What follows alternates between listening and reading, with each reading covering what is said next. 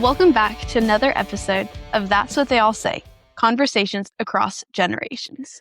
Today we're going to do kind of a fun episode. We're going to focus on dating and relationships. So Hope, I understand you've got some questions you wanted to ask. Very excited. All right, are you ready? Let's go. Did you date in middle and or high school? And looking back, would you recommend dating during that period, and then why or why not? So yes, during high school, I vaguely remember middle school. I'm pretty sure I wasn't dating anyone then. Okay. I would not recommend that. I felt like looking back now, I was definitely not very mature. And so I think that was probably not the right time to be dating. I mean, I guess it depends on the purpose of dating. I would recommend going out with a group of people just to kind of have fun, go to the movies or whatever. But I would avoid probably the one-on-one type of dating probably that I did a lot of. So taking like your high school like person, you said you weren't like mature enough. How would you classify a person being mature enough to date or not to date? Well, I'm not quite sure that I would say anyone in high school is.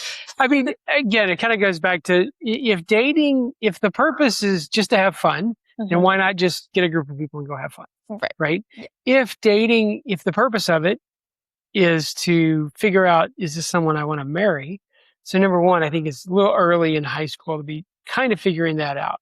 And again, I kind of feel like that one-on-one time is better suited for when you're looking at someone for the potential of, is this someone I could possibly marry? Again, I think that probably when you're 14, 15, 16 years old, that seems a little early to me personally. I have a question about purpose behind dating. I think you've kind of hinted to it, but like, what do you believe the purpose behind dating should be? Well, I would actually use a different term for it. So I don't know, this may be a little old-fashioned, but I like the term courting, which is interesting. So dating to me is sort of purposeless. It's sort of meaningless. It's just to have fun.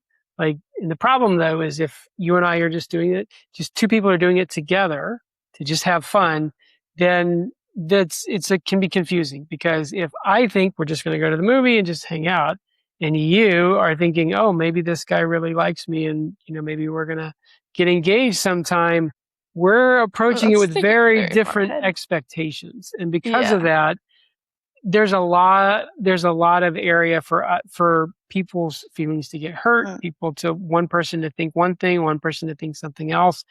And because there's no real purpose, like, well, why are we dating? Just to have fun. Okay. Well, again, I would go back to, if you're just going to have fun, just do it in a group, then nobody is wondering, oh, does this guy like me or whatever. It's a little bit cleaner. I think with courting, it's more of, I am approaching this in a slightly more mature manner, where I'm looking at this person as someone who is potentially going to be my spouse. The purpose is we're going to get together and have dinner, or we're going to go to a movie, or we're going to sit down and talk. And that's really so that I can get to know, I already probably know you, hopefully, because we've been together in groups, so we've been hanging out. Now I want to know, is it possible to the next level? But if I communicate to you that this is what I'm doing, that like, hey, I'd like to go out with you one-on-one and see if maybe there's maybe potentially, this could go farther than just friendship. Well, now the other person isn't wondering what's going on. They understand that I'm now looking at this as something possibly deeper than just friendship. And then they have the freedom to say, sorry, that's not what I'm really into, or I'm not interested in that. And then we just stop, because then there's no confusion. But if I just say, let's go to dinner, and then we go out to dinner, and I'm thinking, oh, maybe this is my potential wife, and she's thinking, wow, look at the drapes, and this was a nice, like she's not really into me, or she's not really I just sees me as a friend, then I could get hurt, or she could get hurt. So I think that the courtship has a little bit more of a purpose, kind of a plan, right? We're trying to get to know each other. Is it right for us to get married? And we can get into sort of later some of the other aspects of it, but I think that dating is kind of purposeless, and I think that I think that without some kind of parameters around it, you're most likely just someone's going to get their feelings hurt. So you think, just like when you say dating, it's just hanging out with a person, like like me hanging out with a guy just for fun with no purpose. Is that how you would classify dating? Yes. Do you not think that maybe your definition of courtship is actually dating, but dating with intentionality? Yes, that's why I think that you could call it dating with intentionality. But if you're just looking at sort of just why people date, well, I just want to get to know you better. Okay, well, again, if that's all you want to do, why don't we do it in a group setting? Like, what? Why not? You can get to know me in a group, then you can understand how I interact with other people. And so, yes, I would say it's kind of the same. It's like dating, but with guidelines. Hmm. See, I would still classify it as dating and You not put it in the name of like courtship. That's fine. You can call it whatever you want. I know the Okay. courtship is like not really an in vogue term these days. So you can call it Sure. dating with intentionality. I think that's probably about the same thing. Okay. Do you think it matters that we call it courting rather than dating or no? I think what you call it is not relevant. I think what you do is relevant, Okay. right? I think that again, if you're let's call it dating with intentionality, right? So let's say, well, intentionality means what?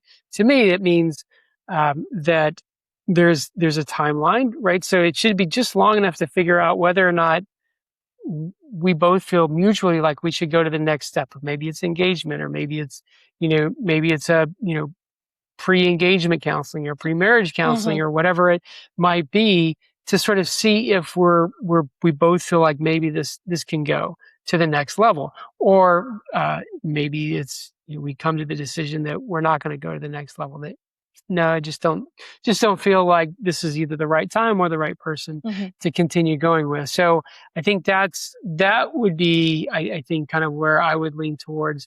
There's some intentionality behind it. If you could go back in time, what is the one piece of advice you would give your younger self regarding dating?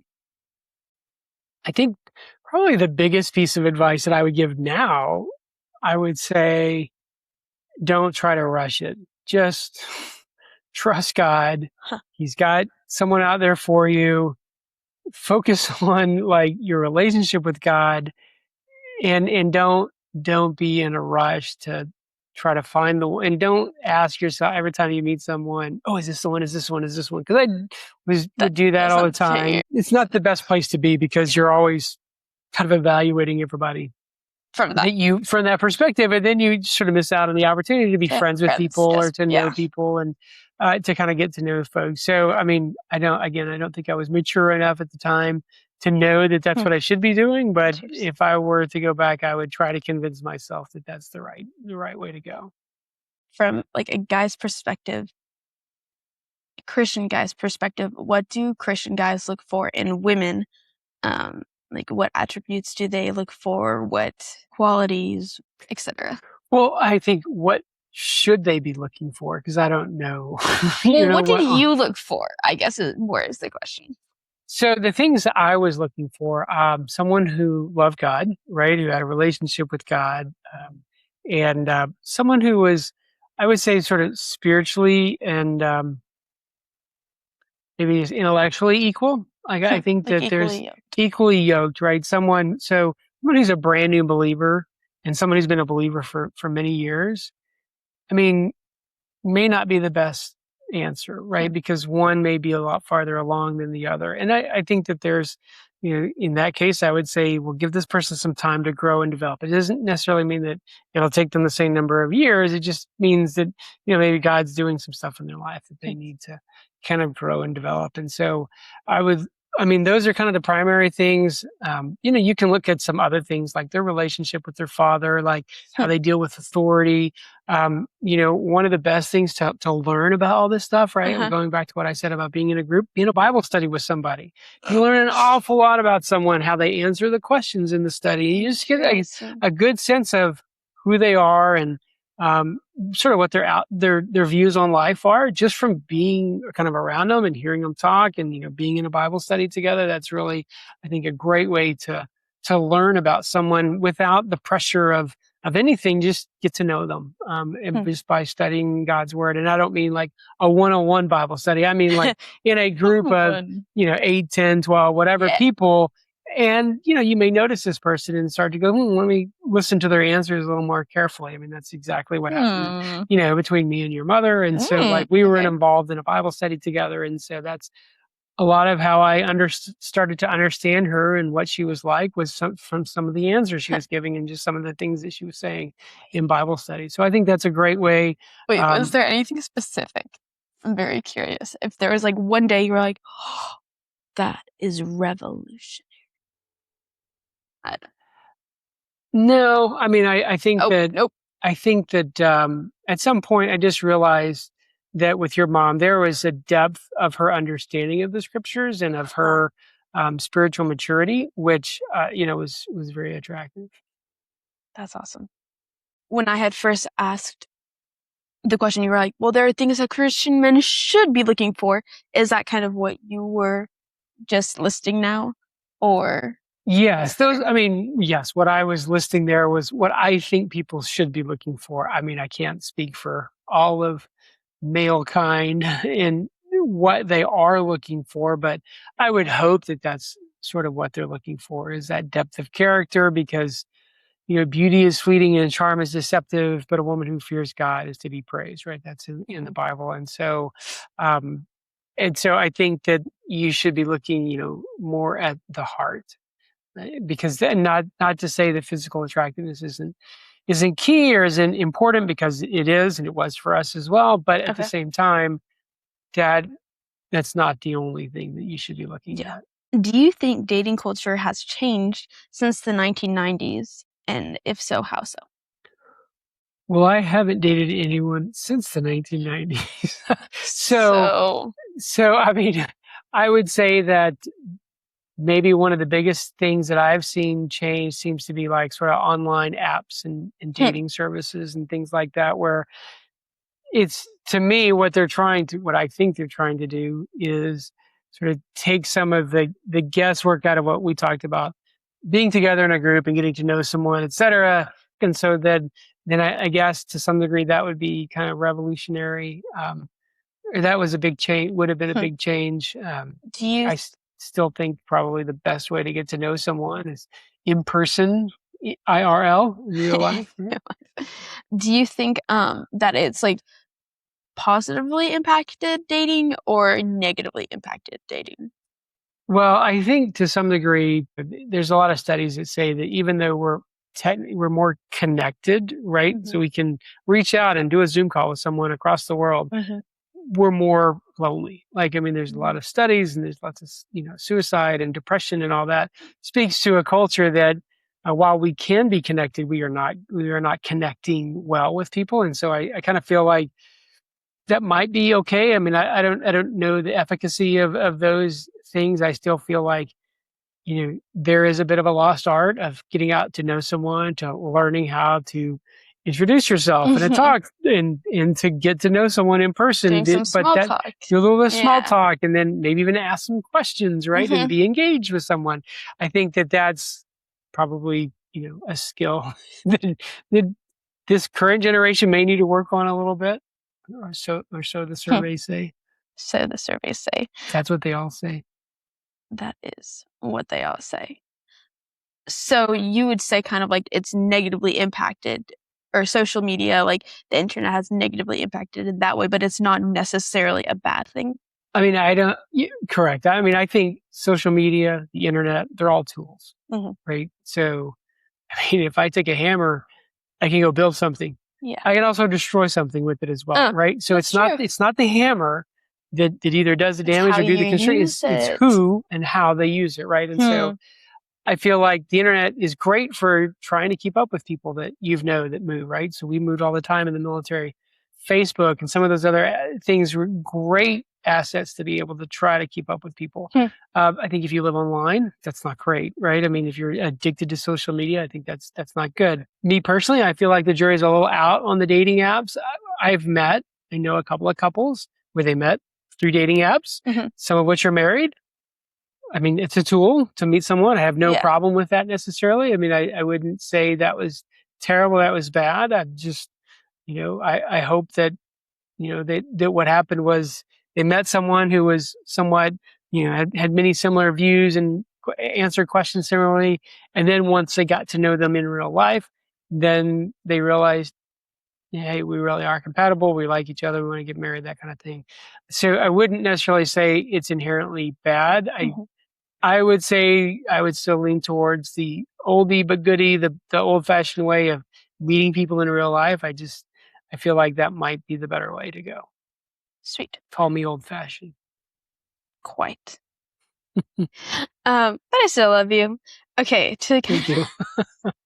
to kind of wrap up this, I thought it'd be fun to do like a red flag, green flag game. So I'm gonna list a bunch of attributes about a hypothetical like guy, let's say, and you will vote whether it's a red flag, a green flag, or you could also be like, it depends.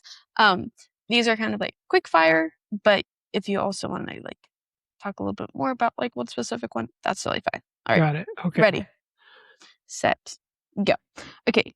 1, doesn't have a good relationship with parents or family, or they have a distant relationship. Red flag, with a caveat that there could be legitimate reasons, Okay. especially if there's hurt or things like that. But, how they interact with their family is important, I think.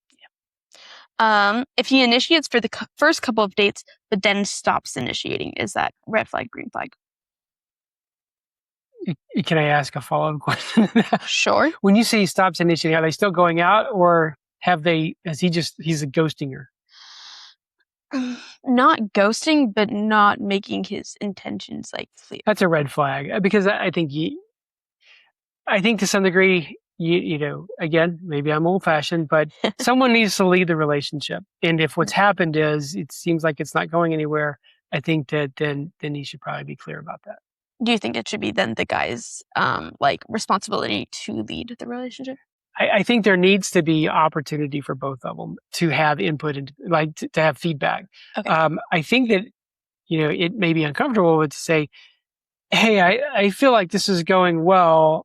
I'm just wondering how you're feeling. Like that's an awkward conversation, but it really allows then that feedback. Actually, I don't, not really think we should stop this. I think that someone needs to do that. I would hope that the guy would do it. If he would do it, then I think that's good for him to at least lead in that way. Okay. Awesome. All right. Next one. Always asks the other person to pick where to go. Well, I'm going to say no flag on that, because I often, Yellow flag? I do that all the time. But you're married. True, but when you're dating, again, so two situations. One, the person they're just wondering what the other person is going to pick, and so they don't want to pick anything. That's kind of a red flag, not really being very, if there's like decision fatigue, I make, 30 decisions every hour for 8 hours a day. I really don't care where we go to eat. Then maybe not the biggest red flag. So, okay. Being able to express your opinions, green flag. Hoping that you're not wanting to have opinions because you're afraid that those might upset the other person, red flag. Okay. So there we go. We split the baby on that Sweet. One. Doesn't have older people or a person more mature than them speaking into his life.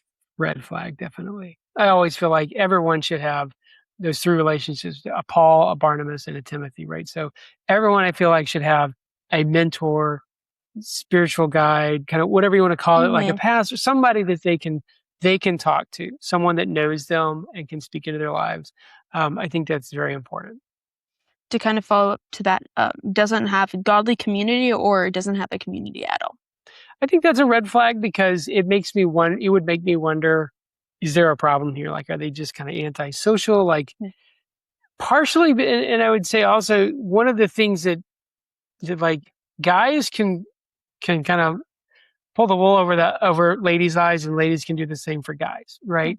But it's really hard for me to do it with other guys. So if I have if someone had no guy friends, a guy has no guy friends, I would call that a red flag, because it might mean that like maybe they're seeing character flaws that they don't have to put up with, right?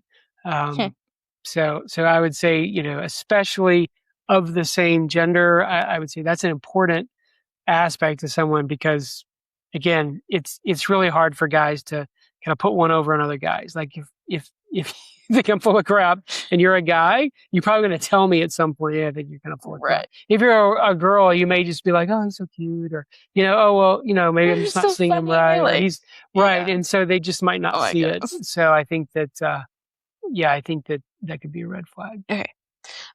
Doesn't enjoy the same activities as you.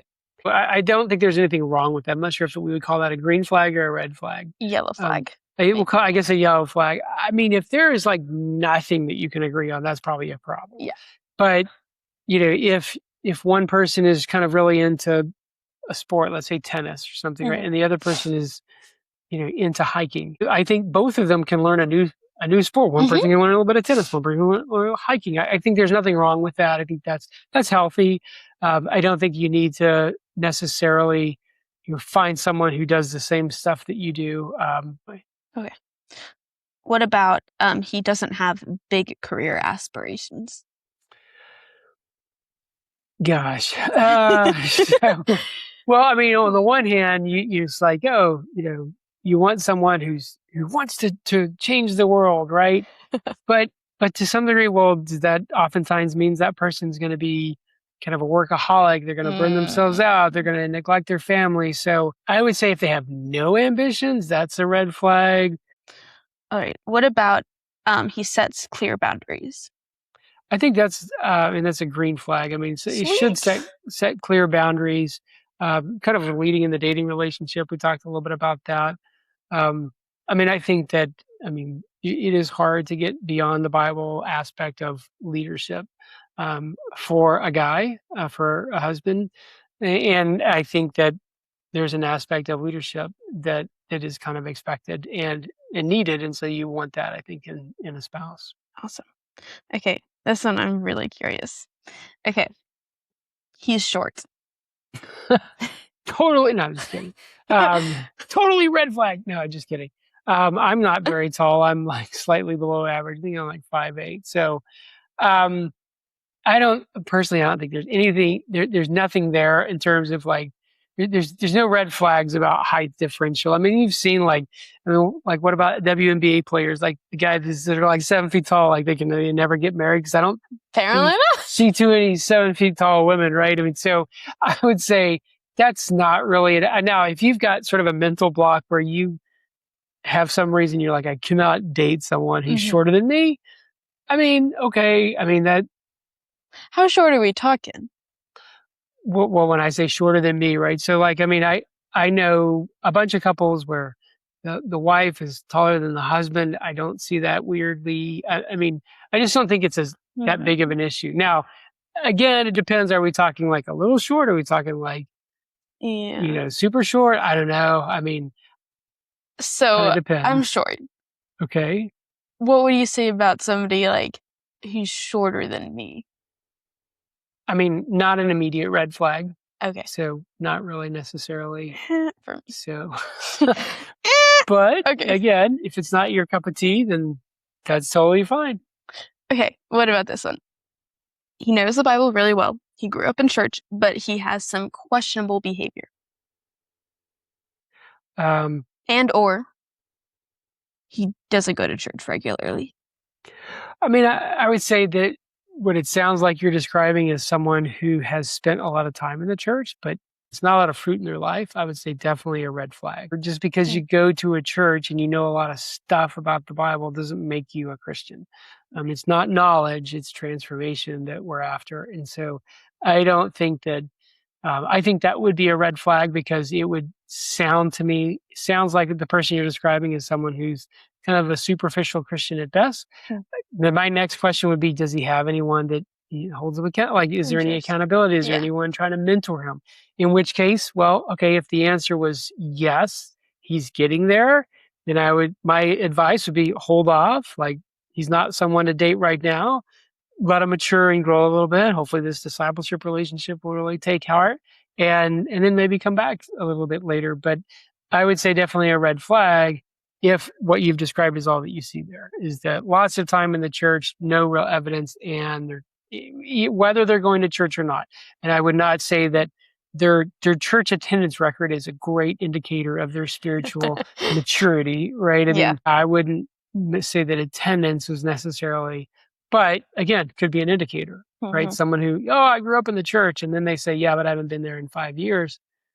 Okay, are you avoiding something? Like, what happened, and why are Mm-hmm. you, what's going on there? So, I mean, hey, maybe the person works on Sundays and their church only meets on Sundays. I don't know. Yeah. So, Who knows?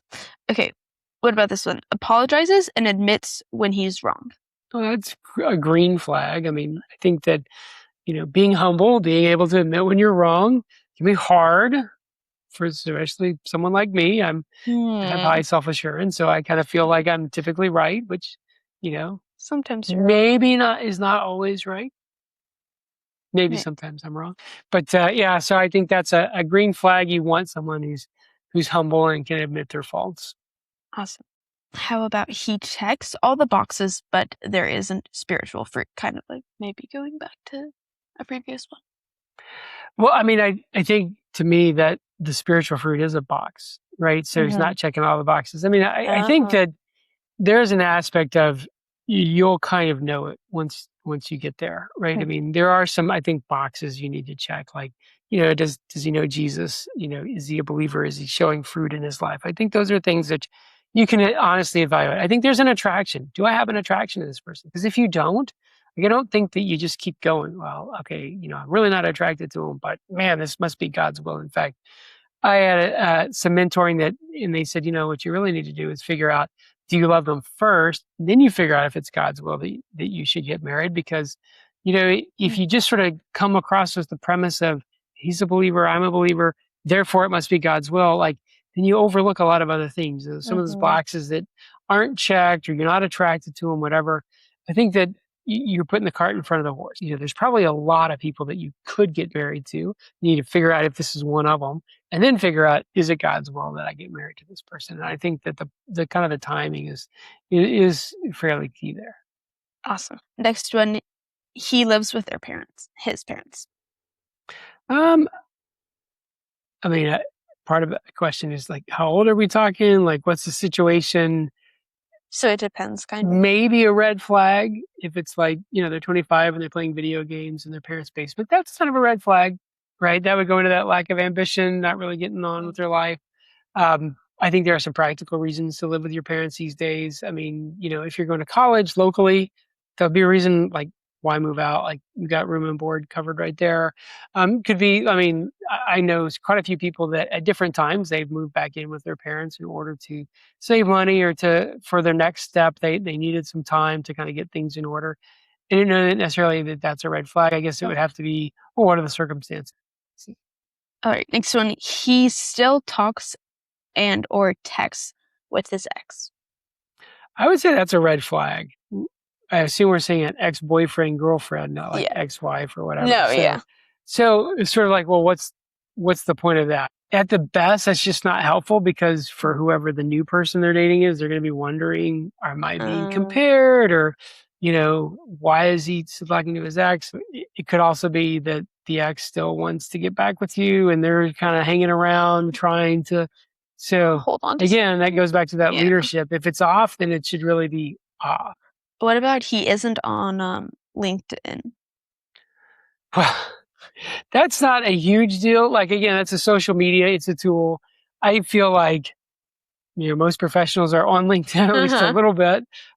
It's probably a little hard to find a job these days if you're not at least on LinkedIn because lots Cheers. of lots of job searches go through Right. LinkedIn. So Right, I right. would recommend they get started early and start their network before they need it.